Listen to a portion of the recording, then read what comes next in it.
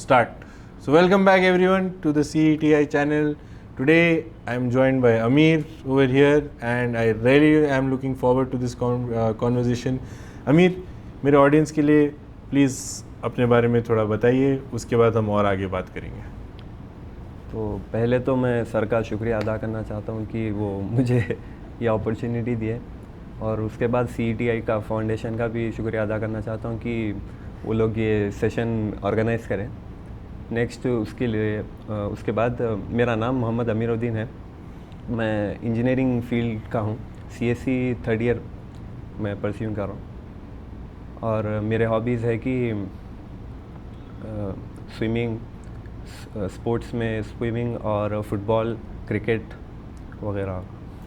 तो अमीर, मुझे ये बताइए कि आपने बोला कि आपको स्विमिंग की हॉबी है, तो क्या आप ये बोलेंगे कि स्विमिंग एक स्पोर्ट के मामले में काफ़ी मुश्किल स्पोर्ट है, या आप कम्पिटिटिव स्विमिंग करते हैं या आप सिर्फ रिक्रिएशनल वाला करते हैं? देखा गया तो स्विमिंग अपने हिसाब से रहता है. अगर अपन कॉम्पिटिटिव करना चाहे तो ओलंपिक लेवल तक भी जा सकते हैं, अगर जितनी मेहनत करना चाहे उतनी मेहनत के हिसाब से, या फिर अगर अपन डेली यूज़ के लिए अपन स्किल बेसिस के लिए तो वैसा भी कर सकते हैं.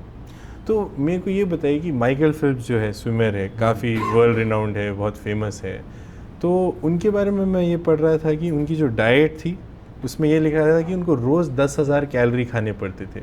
तो क्या स्विमिंग इतना ज़्यादा टैक्सिंग स्पोर्ट है कि आपको इतनी मेहनत लगती है? इसमें आपकी क्या राय है एज ए स्विमर? उतना अपन देखा गया तो डेली का लेना चाहिए बोल के ऐसा ज़रूरी फिक्स नहीं है. उसमें अपन चाहे तो अपन ज़्यादा भी ले सकते हैं, कम भी ले सकते हैं. अगर आपको ओलंपिक लेवल पे जाना है या स्टेट लेवल पे या नेशनल लेवल पे जाना है तो उसके लिए ज़रूरी फिक्स करके चलना चाहिए. तो आप मेरे को ये बताइए कि आप भी इंजीनियरिंग कर रहे हैं जी. तो आपको इंजीनियरिंग की कॉलिंग कहाँ से आई? कि आपके पेरेंट्स ने बोला या आपका खुद का इंटरेस्ट था? आप इस फील्ड पे कैसे पहुँचे? मैं शुरू से ही मैथ्स और फिज़िक्स के उसमें थोड़ा इंटरेस्ट था मुझे, तो उसके हिसाब से मैं इंजीनियरिंग की फ़ील्ड चूज़ करा. और ये फील्ड में मुझे मतलब सॉल्व करने में, कोई चीज़ भी करने में इंटरेस्ट ज़्यादा आता और जल्दी सॉल्व कर सकता हूँ मैं, इसलिए. तो आप इस चीज़ में क्या बोलेंगे कि इंडिया की जो अभी स्थिति है उसमें लोग काफ़ी ये बोलते हैं कि हमारे बच्चे तो रट्टा मारते हैं, थ्योरेटिकल लेवल में सोचते ही नहीं, थिंकिंग कैपेसिटी इंडिया की तो बहुत ख़राब है. इसलिए आप ये भी देखेंगे जब यहाँ से स्टूडेंट्स बाहर जाते हैं, एग्ज़ाम वो सब के मामले में बहुत अच्छे होते हैं, बट जब पेपर लिखना होता है, जब आइडियाज़ के बारे में सोचना होता है, वो क्यों नहीं हो पाता हमारे से? वो इसलिए क्यों नहीं होता बल्कि क्योंकि क्या बोलते हैं इसको, अपने स्किल के ऊपर वर्क नहीं करते ये लोग सिर्फ एग्ज़ाम बेसिस के ऊपर वर्क करते हैं. अपने को पास होना है, जल्दी निकल जाना है, डिग्री हाथ में आना है.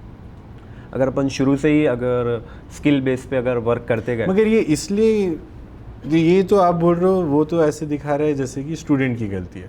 आप इसमें ये नहीं बोलोगे कि इंस्टीट्यूशन और गवर्नमेंट का भी दोष है? मतलब स्टूडेंट तो वो कर रहा है जो उसके सामने दिया हुआ है, बट गवर्नमेंट और इंस्टीट्यूशन का कितना रोल है ये फैसिलिटेट करने की, बच्चा जो पढ़ने आता है वो आके सोचे, ये नहीं कि सिर्फ रट्टा मारे और एग्ज़ाम क्लियर करे. इसमें थोड़ा बहुत इन लोगों का भी दोष है, मतलब बोला जा सकता है, क्योंकि ये लोग भी अगर शुरू से अपने को बताना शुरू करें कि ये इसके स्किल पे ये वर्क करना चाहे तो आगे आपको अपॉर्चुनिटीज़ ये मिल सकती, ना कि आप खाली डिग्री के लिए वर्क करना है, ना कि एक सब्जेक्ट के पर्टिकुलर सब्जेक्ट के लिए, तो उसमें गवर्नमेंट का भी थोड़ा बहुत दोष आ सकता है, बोल सकते. तो इस ऐसी चीज़ को करेक्ट करने के लिए आप क्या बोलेंगे, क्या करना चाहिए? ऐसी चीज़ को करेक्ट करने के लिए अपन शुरू से ही स्कूल बेसिस के लेवल से ही अपन स्किल्स को डेवलप करना सिखाना चाहिए, और उसमें एंकरेज करना चाहिए कि लोग आगे बढ़े, इसमें करना चाहें बोले.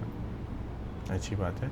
तो और मुझे बताइए कि इंजीनियरिंग के अलावा आपका थ्योरेटिकल फिज़िक्स में क्या मानना है? तो ये एक बड़ी इंटरेस्टिंग चीज़ है. मैं नासा वाले नासा का एक इंटरव्यू देख रहा था, तो नासा के इंटरव्यू ने बोला कि to believe in God and to believe in science together at the same time is impossible. उसमें आप क्या बोलेंगे? अगर इस्लामिक एरा से देखना चाहे तो अपन फिज़िक्स एक माने में नेचर को डेवलप करने के लिए, नेचर जो चीज़ करती है उसको ही फिज़िक्स बताया जाता। अगर अपन सूरज को देख के बोले कि ये सूरज डूबता अपने आप से हो जाता, अपने आप से वो हो जाता बोले, तो वो गलत बात होती। एक कोई पर्टिकुलर थिंग है जो हर चीज़ को कंट्रोल कर सकता, वो एक थिंग बोले तो वो गॉड की तरफ हो जाता। तो दोनों इंटरेक्ट होते कहीं से भी जाके। अमीर भाई, थैंक यू, आप हमारे को टाइम दिए, बहुत मज़ा आया मुझे ये कॉन्वर्जेशन करके। अगली बार हम फिर इसको कंटिन्यू करेंगे, बट आज के लिए मुझे यहाँ पे समाप्त करना पड़ेगा। तो thank you so much for joining me.